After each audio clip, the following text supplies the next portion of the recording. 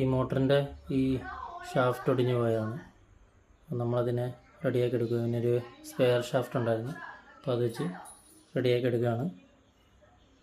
നമ്മളിതിനകത്ത് ഇട്ടിട്ട്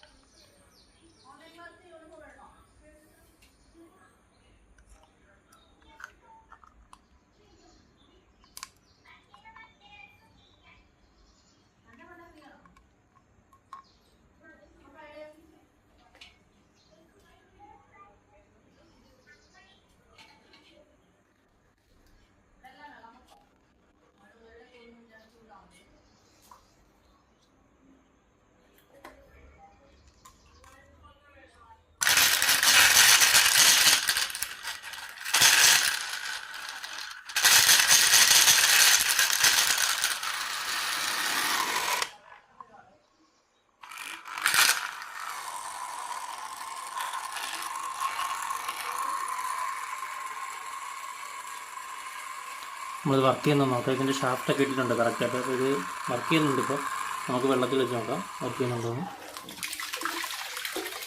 നല്ലത് വർക്ക് ചെയ്യുന്നുണ്ട്. നല്ല അത്യാവശ്യം നല്ല പവറുള്ളൊരു മോട്ടറാണ്.